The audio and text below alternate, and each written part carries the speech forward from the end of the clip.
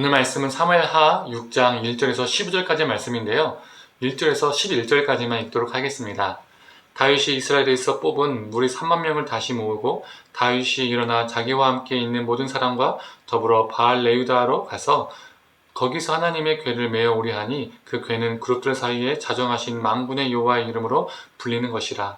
그들이 하나님의 궤를 새 수레에 싣고 산에 있는 아비나답의 집에서 나아오는데 아비나답의 아들 우사와 아요가 그 새 수레를 모니라. 그들이 산에 있는 아비나답의 집에서 하나님의 궤를 싣고 나올 때 아요는 궤 앞에서 가고 다윗과 이스라엘은 온 족속은 잣나무로 만든 여러 가지 악기와 수금과 비파와 소고와 양금과 제금으로 여호와 앞에서 연주하더라.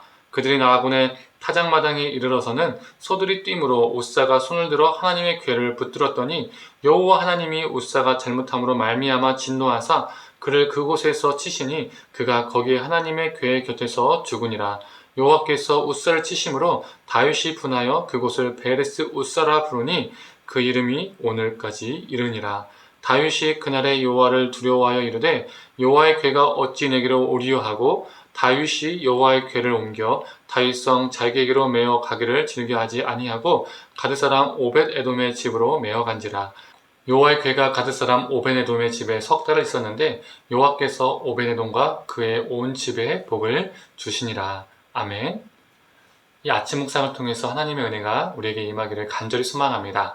다윗은 한 지파에서 온 지파의 왕이 되었습니다. 그리고 수도를 예루살렘에 옮겼죠. 또한 블레셋과의 두 번의 전투에서 모두 승리를 거두었습니다. 그의 왕권은요 더욱더 강화해졌습니다. 그러던 와중에 다윗이 한 가지가 떠올랐습니다. 기럇 여아림 아비나답의 집에 있는 하나님의 언약궤가 떠올랐던 것이죠. 그리고 그는 그 언약궤를 다윗성, 즉 예루살렘으로 옮기기로 마음을 먹습니다. 이 과정에서 다윗은 법궤를 새 수레에 실어 옮깁니다. 아비나답의 두 아들 우사와 아유가 그 수레를 몰았죠. 모든 과정이 순조롭게 다 진행되는 것처럼 보였습니다. 그런데 무슨 일이 일어납니까? 수레가 나아군 타작 마당을 지날 때에 갑자기 수레를 끄는 그 소들이 날뛰기 시작한 겁니다. 소들이 날뛰더니 수레가 이리저리 흔들리게 되고요. 어떻게 됩니까? 이 언약궤가 떨어질 것 같으니 우사가 급하게 언약궤를 붙잡았습니다. 그런데 하나님이 진노하셔서 이 우사가 그 자리에서 직사합니다. 우린 여기에서 하나님이 진노하신 이유가 다윗이 언약궤를 옮길 때에 율법을 어겼기 때문이라고 생각합니다. 율법에 의하면 언약궤는 고앗 자손들이 어깨에 메고 옮기는 것인데 수레로 옮겼기 때문에 하나님께서 진노하신 것으로 우리는 봅니다. 그런데 과연 이 이유만 있었을까요? 이 부분을 더 심도 있게 다루고 싶지만 엄청 길어지기 때문에 현재 목요 성경 공부를 3상을 하고 있습니다. 나중에 3하를 할 때에 나누는 시간이 될 것 같고요. 또 언젠가는 주일 설교를 통해서 이 부분을 한번 더 심도 있게 다루고자 합니다. 히브리어 원어들도 함께 살펴보면서 심도 있게 보고자 하는데 궁금하시죠? 여튼 성경은 다윗이 이 일로 두려워했다라고 말하고 있습니다. 그가 두려워했다는 것은 무엇인가가 하나님 앞에 잘못되었다는 것을 그가 감지했기 때문이죠. 분명한 것은 그가 하나님 앞에서 잘못되었을 때 언약궤는 그에게 축복이 아니라 심판이 되었습니다. 그는 두려움에 자신의 성으로 언약궤를 옮기는 것을요 멈추고 블레셋 가드 사람 오벳 에돔의 집에 3개월 동안 두게 합니다. 언약궤가 머무는 동안 하나님께서 이 오벳 에돔의 집에 복을 주셨습니다. 이 소식을 듣고 다윗은 다시 기쁨으로 법궤를 옮깁니다. 이 두 번째 시도에는 다윗은 6걸음을 걷고 하나님께 제사를 드립니다. 그는 힘을 다해서 춤을 춥니다. 기쁨을 가지고 춤을 춥니다. 이는 그의 자세가 달라졌다는 것을 보여줍니다. 하나님 앞에서 그의 자세, 언약궤를 대하는 그 자세가 달라졌다는 것을 보여주는 것이죠. 이제 그에게 언약궤는 심판이 아니라 기쁨과 예배가 되었습니다. 언약궤는 하나님의 임재를 의미합니다. 우리는 하나님의 임재를 늘 긍정적으로만 생각합니다. 하나님이 우리와 함께 하신다는 것을 늘 축복의 의미로만 해석하는 경향들이 있습니다.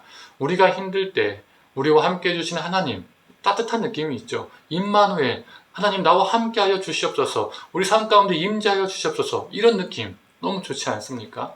그러나 하나님의 임재는 그 백성이 어떠한 상태에 있느냐에 따라서 그의 백성에게 축복이 될 수도 있고 반면에 심판이 될 수도 있습니다. 오늘 본문이 그것을 보여주는 것입니다. 거룩하신 하나님의 임재 앞에 그의 백성이 거룩하지 못하면 하나님의 임재는 심판이 되고, 거룩하신 하나님의 임재 앞에 그의 백성이 거룩한 상태로 나온다면, 존재한다면, 서 있다면 하나님의 임재는 그 백성에게 축복과 은혜가 됩니다. 성도님들, 언약궤는 하나님의 말씀, 하나님의 임재를 뜻합니다. 하나님의 임재는 우리가 어떠한 상황이냐, 어떠한 상태이냐에 따라서 축복과 은혜가 될 수도 있고 심판과 징계가 될 수도 있습니다. 성도님들, 우리 모두 하나님의 말씀 앞에, 하나님의 임재 앞에 하나님의 진노를 쌓는 자가 아니라 거룩한 말씀을 따라서 거룩한 존재로 살아가기를 원합니다. 오늘 하루도 거룩한 하나님 앞에 거룩한 존재로 서서 우리 삶의 기쁨과 찬양이 넘치기를 간절히 축원합니다. 함께 기도하겠습니다.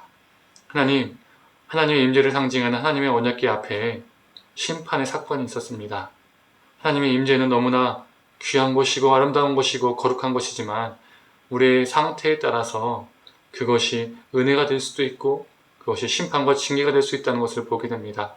거룩하신 하나님 앞에, 그 거룩하신 임재 앞에 우리도 거룩한 존재로 살게 하여 주시옵소서. 그 거룩한 말씀을 따라 순종함으로 거룩하게 살아서 하나님의 임재가 두려움과 심판과 징계가 아니라 감사와 기쁨과 찬양이 되게 하여 주시옵소서. 감사드리며 사랑에 많으신 예수님의 이름으로 기도드립니다. 아멘.